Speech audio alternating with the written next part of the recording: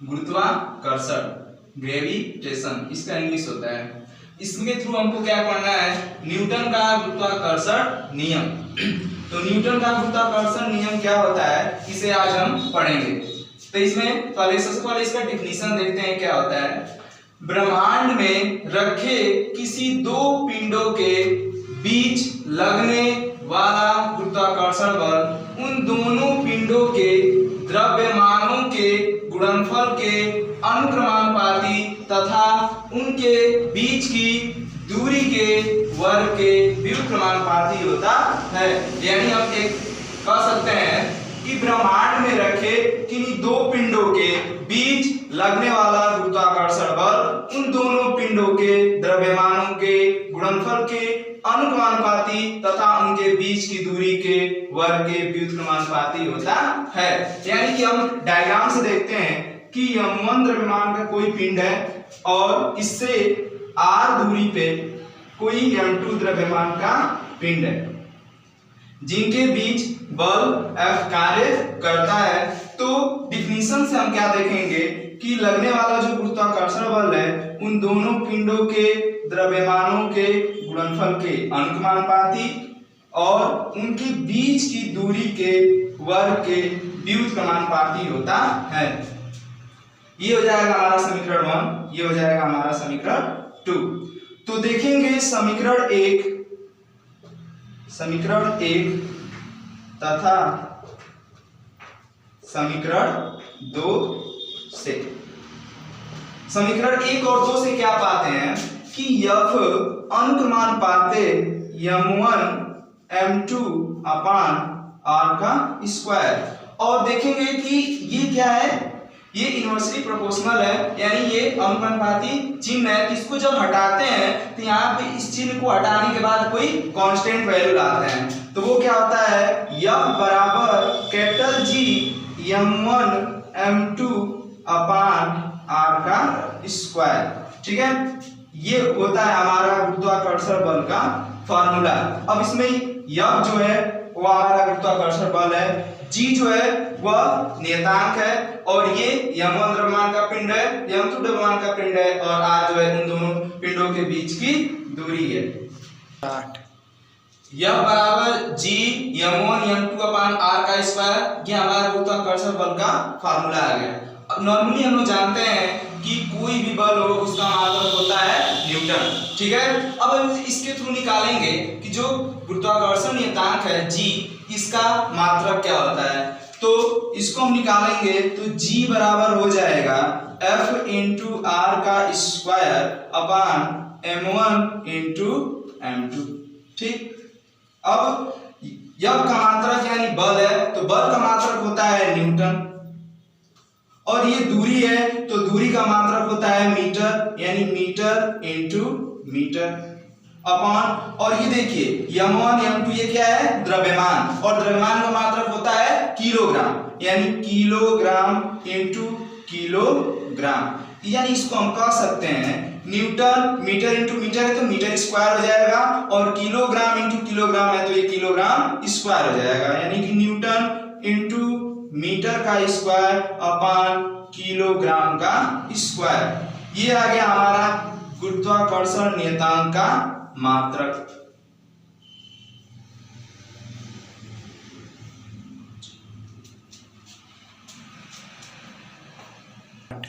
G बराबर आ गया हमारा newton into metre square upon kilogram का स्क्वायर।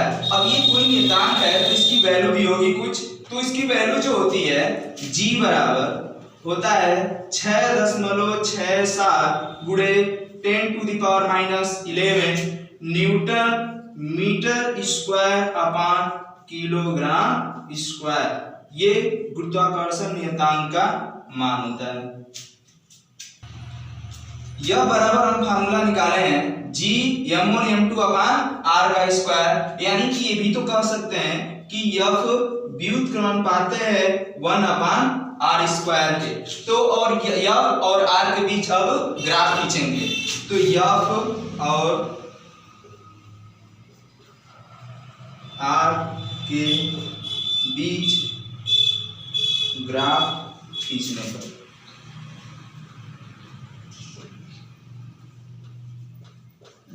एफ और आर के बीच जो ग्राफ खींचते हैं वह अति परवलयाकार होता है। कैसा होता है? अति परवलयाकार। ठीक है, ये होता है हमारा एफ और ये होता है हमारा आर। ठीक है, यानी कि एफ और आर के बीच ग्राफ खींचेंगे तो वो कैसा होगा? तो वह अति परवलय होगा।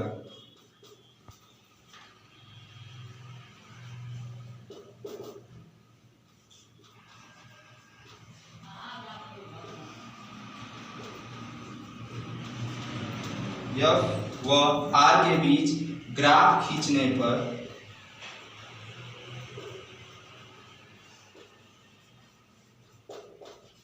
अति परवलय होगा।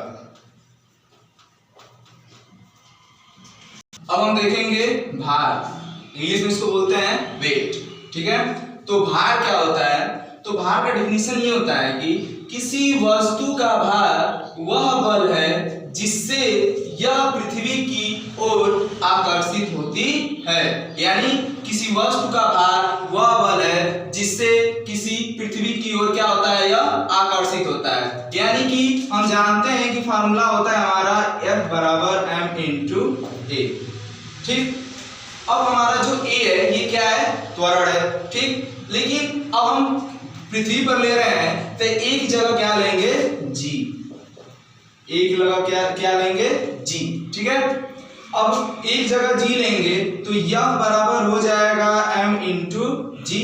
और अभी हम फार्मूले पढ़े हैं कि किसी वस्तु का भार वह बल है जिससे यह पृथ्वी की ओर आकर्षित होती है। यानी कि जो भार है वही क्या है? बल है। यानी कि यह को हम क्या लिख सकते हैं? W, यानी कि वेट। यानी W बराबर m इंटू जी। अब हम लोग देखेंगे गुरुत्वीय त्वरण। गुरुत्वीय त्वरण क्या होता है? गुरुत्व बल के कारण वस्तु में उत्पन्न त्वरण को गुरुत्वीय त्वरण कहते हैं। यानी परिभाषित करेंगे हम इसको, गुरुत्व बल के कारण वस्तु में उत्पन्न त्वरण को गुरुत्वीय त्वरण कहते हैं और इसे स्मॉल g से डिनोट करते हैं। इसे स्मॉल g से प्रदर्शित करते हैं और इसका जो मान होता है g का मान पृथ्वी पर होता है 9.8 मीटर पर सेकेंड स्क्वायर। ये होता है हमारा किस पे? पृथ्वी पर। लेकिन चंद्रमा पे जो गुरुत्वीय त्वरण का मान होता है वह पृथ्वी के गुरुत्वीय त्वरण का 1/6 गुना होता है। यानी कि कह सकते हैं कि चंद्रमा पर गुरुत्वीय त्वरण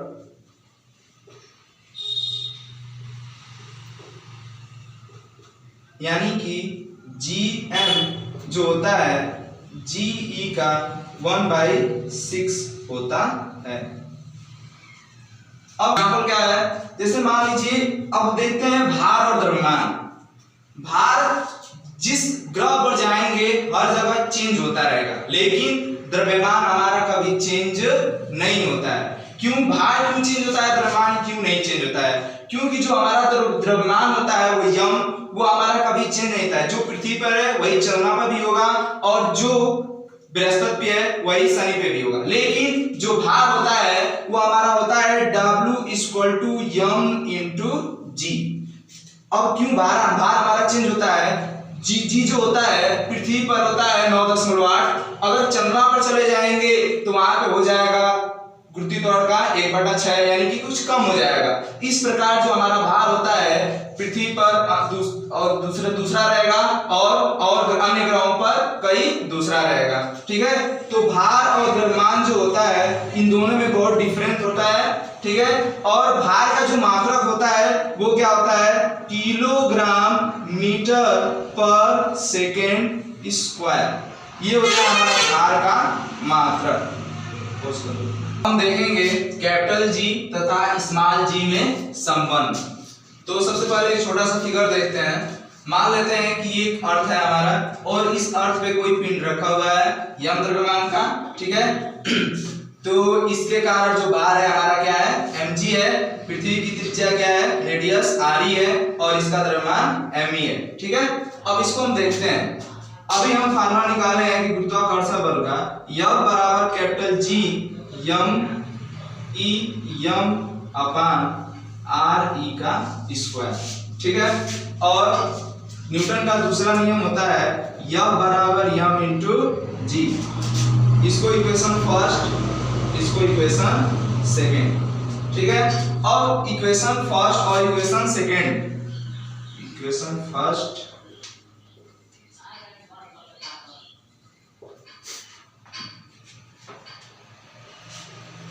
इक्वेशन सेकेंड से क्या पाते हैं कि देखिए कि ये वाला पक्ष भी बराबर है और ये वाला पक्ष, यानी ये दोनों पक्ष आपस में क्या है बराबर है, तो ये और ये भी पक्ष आपस में क्या होंगे बराबर होंगे, यानी m इंटू जी बराबर m e m अपान r e का स्क्वायर।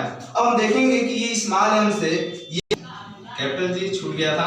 अब देखते हैं m इंटू जी, जी m e m अपान r e का स्क्वायर। स्मॉल m से स्मॉल m क्या हो जाएगा कैंसिल हो जाएगा, तो ये हो जाएगा हमारा बचेगा g बराबर m e अपान r e का स्क्वायर, यानी कि हमारा जो स्मॉल g और कैपिटल g में रिलेशन प्राप्त हुआ है क्या, स्मॉल g बराबर होता है capital G into m e अपान r e का स्क्वायर। अब इसका मात्रक देखें तो g का मात्रक हमारा क्या होता है मीटर पर सेकेंड स्क्वायर, ये होता है हमारा इसका मात्रक। अब हम लोग देखेंगे पृथ्वी के गुरुत्वीय त्वरण g में परिवर्तन। तो पहला इसमें है पृथ्वी के आकार के कारण जो गुरुत्वीय त्वरण में परिवर्तन होता है उसको हम लोग देखेंगे। तो मान लीजिए कि एक डायग्राम है, ये कोई पृथ्वी है, ठीक है, ये हमारी विषुवत रेखा है और ये हमारा क्या है ध्रुव है।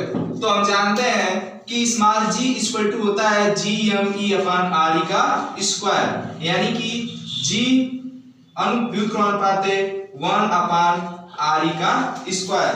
अब इसका कहने का मतलब क्या है, इसको हम लोग क्यों किए हैं, जब त्रिज्या का मान घटेगा तो गुरुत्वीय त्वरण का मान बढ़ेगा और जब त्रिज्या का मान बढ़ेगा तो गुरुत्वीय त्वरण का मान क्या होगा घटेगा। तो इससे हम लोग देखेंगे क्या कि जैसे जैसे हम लोग विषुवत रेखा से ध्रुवों की ओर जाते हैं, विषुवत रेखा से ध्रुवों की ओर जाते हैं, तो जो पृथ्वी की त्रिज्या होती है वो रेडियस क्या होता है कम होता जाता है। ठीक है, हम जानते हैं कि पृथ्वी का जो आकार होता है वो दीर्घवृत्ताकार यानी कि अंडाकार होता है, यानी कि जो विषुवत रेखा की दूरी होती है पृथ्वी के केंद्र से वह अधिक होती है पृथ्वी के केंद्र से ध्रुव की दूरी की अपेक्षा, यानी कि विषुवत रेखा से ध्रुवों पर जाएंगे तो हमारी जो त्रिज्या होती है पृथ्वी की जो रेडियस होती है वो हमारी क्या होती है कम होती है, यानी कि घटती है। यानी कि जब हम कह रहे हैं कि जब पृथ्वी की त्रिज्या घटती है तो गुरुत्वीय त्वरण का मान क्या होगा बढ़ेगा, यानी कि हम कह सकते हैं कि पृथ्वी के विषुवत रेखा पर गुरुत्वीय त्वरण का मान जो होता है कम होता है और ध्रुवों पर गुरुत्वीय त्वरण का मान सबसे अधिक होता है। यानी कि अतः हम लिख सकते हैं अतः ध्रुवों पर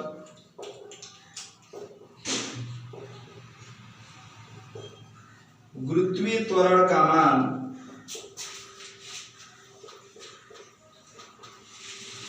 अधिक होता है।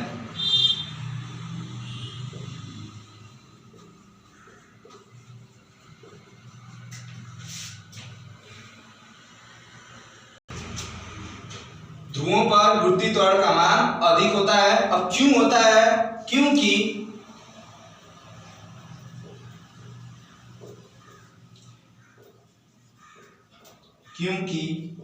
विषुवत रेखा से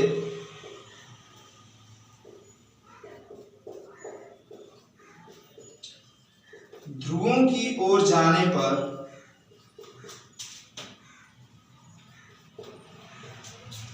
ध्रुव की ओर जाने पर पृथ्वी की त्रिज्या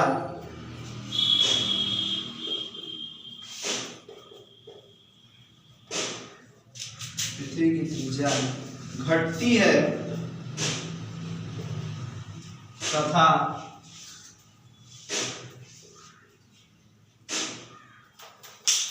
पृथ्वी की त्रिज्या घटती है, इसलिए हमारा जो वृत्तीय त्वरण का मान होता है वो हमारा क्या होता है, अधिक होता है। क्यों होता है? क्योंकि ये क्या है, इनवर्सली प्रोपोर्शनल है, यानी कि जब एक चीज घटेगा तो दूसरा चीज क्या होगा, बढ़ेगा। ठीक है, यानी कि जब त्रिज्या रेडियस घट रहा है, यानी कि विषुवत रेखा पर जो होगा हमारा वृत्तीय त्वरण कम होगा और ध्रुवों पर सबसे अधिक होगा। अब है दूसरा पॉइंट बी, इसमें पहला पॉइंट है पृथ्वी तल से ऊपर जाने पर वृत्तीय त्वरण जी के मान में क्या परिवर्तन होगा, इसको हम लोग को देखना है। तो सबसे पहले हम एक डायग्राम से देखते हैं इसको। मान लेते हैं ये हमारी पृथ्वी है और इससे यह ऊंचाई पर कोई वस्तु है, ठीक है, यह द्रव्यमान का, और ये पृथ्वी की त्रिज्या r है और यहाँ पे g डैश वृत्तीय त्वरण कार्य कर रहा है। अब इसको हम लोग देखते हैं।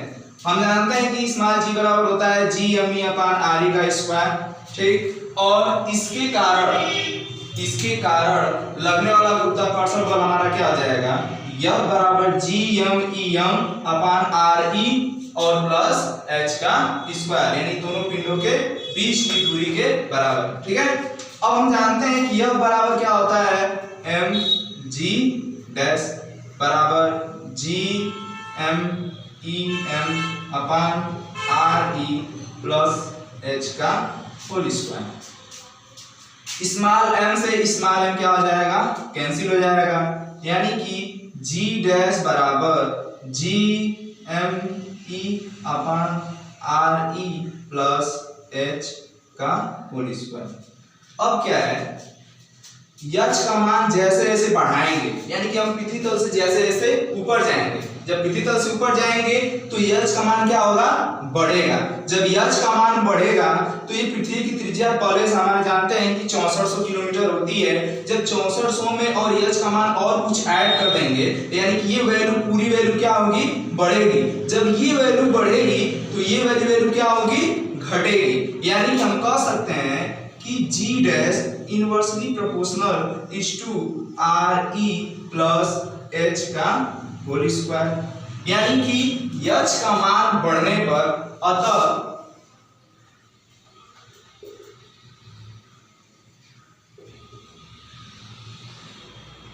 h का मान बढ़ने पर गुरुत्वीय त्वरण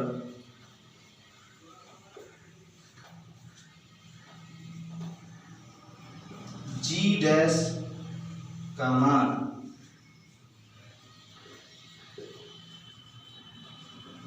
घटता है। इसलिए पृथ्वी तल से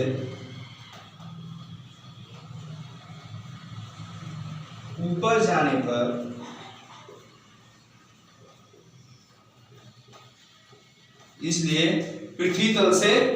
जाने पर गुरुत्वीय त्वरण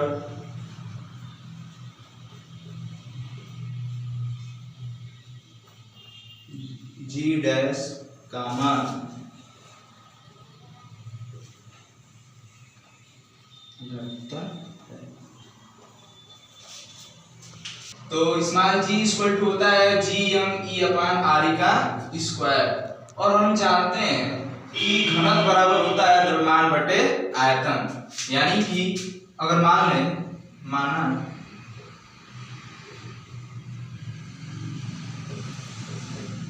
पिंड का घनत्व रो हो तो घनत्व बराबर होता है द्रव्यमान बटे आयतन, यानी कि रो यानी घनत्व बराबर द्रव्यमान हो जाएगा me, और आयतन, तो आयतन यानी कहने का मतलब है कि ये गोल है और गोले का आयतन होता है 4/3 पाई r का क्यूब, यानी 4/3 पाई re का क्यूब। ठीक है, ये हो गया हमारा इक्वेशन फर्स्ट। अब देखते हैं, ये तो इसके लिए निकाले थे, ये पृथ्वी के लिए। अब इसमें देखेंगे कि छोटा सा गोला भी है, ठीक है, जो d गहराई तक जा रहे हैं, तो इसके लिए भी तो निकालेंगे। तो इसके लिए घनत्व निकालेंगे तो रो इक्वल टू हो जाएगा यम डैश अपान 4/3 पाई। अब ये देखेंगे ये पूरी दूरी आरी है और ये दूरी डी है, तो आरी में से डी घटाएंगे तो ये दूरी मिल जाएगी, यानी कि आरी माइनस डी। तो ये हो जाएगा आर ई माइनस डी का होल क्यूब। इसको मानते हैं इक्वेशन सेकेंड। अब ये देखेंगे कि ये दोनों इसका घनत्व तो क्या है, बराबर है, तो ये भी दोनों आपस में क्या होंगे, बराबर होंगे। तो ये हो जाएगा समीकरण 1 तथा समीकरण 2 से। तो समीकरण 1 और 2 से क्या मिलता है हमको, यम ई अपान 4/3 पाई आर ई का क्यूब बराबर यम dash upon 4/3 pi are E minus D का होल क्यूब। ठीक है, अब देखेंगे कि 4/3 पाई से 4/3 पाई क्या हो जाएगा, कैंसिल हो जाएगा। तो यम डैश बराबर क्या निकाल लेते हैं, तो यम डैश बराबर हो जाएगा, इसको इधर लेते आएंगे, तो M E R E minus D whole का क्यूब बटे में आर ई का क्यूब। तो यम डैश का मान निकालेंगे, तो यम डैश का मान क्या हो जाएगा, यम ई ये इधर आ जाएगा, तो आर ई माइनस डी का होल क्यूब बटे में आर ई का क्यूब। अब हम जानते हैं कि इस पिंड के कारण दो पिंड है, ठीक है, तो एक नीचे जा रहा है, तो इन दोनों पिंडों के बीच लगने वाला गुरुत्वाकर्षण बल वो क्या होगा, तो इसको इधर देखते हैं। हम जानते हैं कि यह बराबर होता है G M dash M upon R E का square. G M dash M upon R E का square, sorry R minus D रहेगा, आर माइनस डी का होल स्क्वायर। अब हम देखेंगे कि यम डैश का वैल्यू क्या निकाल रहे हैं, M E into R E minus D का whole cube upon R E का क्यूब। ठीक है, और यह बराबर हम जानते हैं क्या होता है, यम इंटू जी डैश। ठीक है, तो जी, अब यम डैश की वैल्यू क्या निकाले हैं, M E into R E minus D का whole cube into M upon R E cube into R E minus D का होल स्क्वायर। ठीक है, अब क्या करेंगे, देखेंगे कि आर ई माइनस डी ये क्यूब है और ये है, तो इससे क्या हो जाएगा, कैंसिल हो जाएगा, यम से यम कैंसिल हो जाएगा, तो हमारा फार्मूला आ जाएगा जी डैश बराबर capital G M E R E minus D upon R E का क्यूब। तो ये हमारा आ जाता है इसके लिए फार्मूला, जी डैश बराबर हो जाएगा G M E R E minus D upon R E का क्यूब।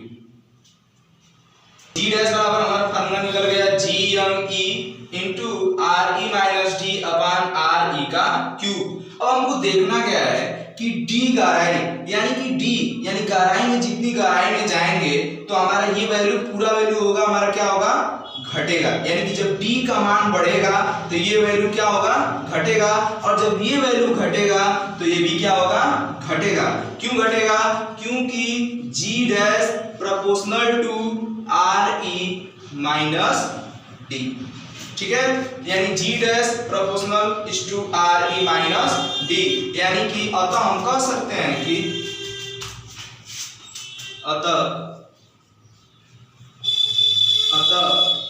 डी का मान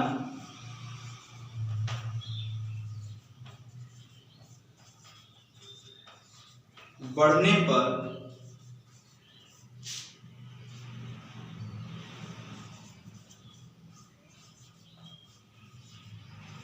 गुरुत्वीय त्वरण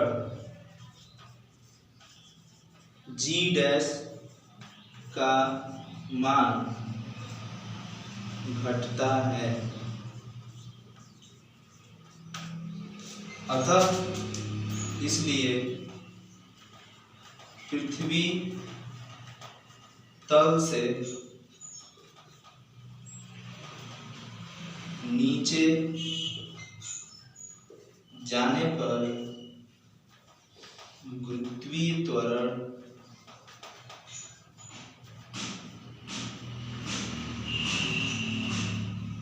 जी का मान घटता है।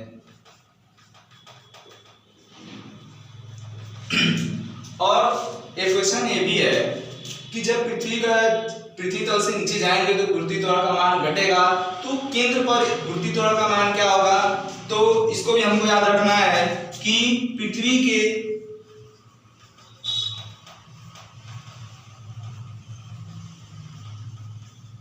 केंद्र पर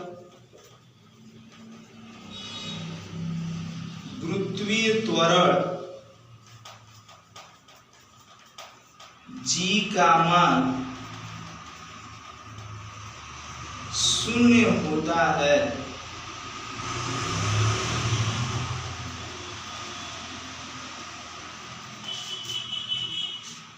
पृथ्वी के केंद्र पर गुरुत्वीय त्वरण जी का मान 0 होता है। 0 तो होता है, पर कैसे होता है इसको देखेंगे।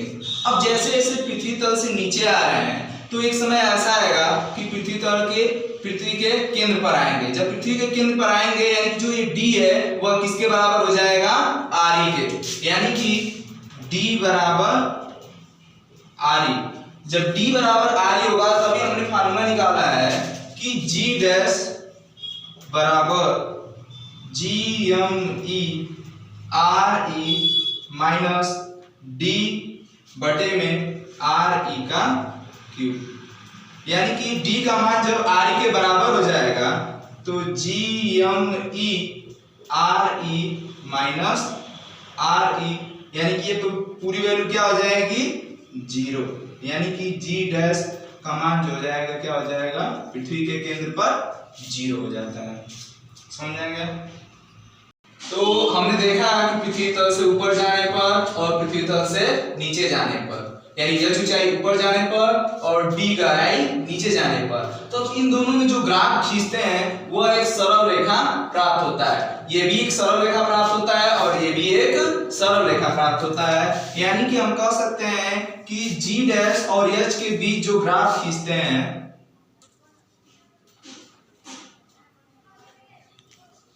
वह एक होता है सरल रेखा।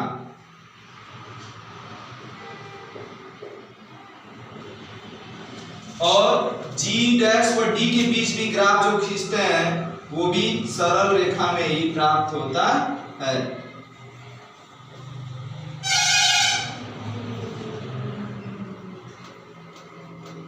तो ये चीज आप लोग याद रखिएगा।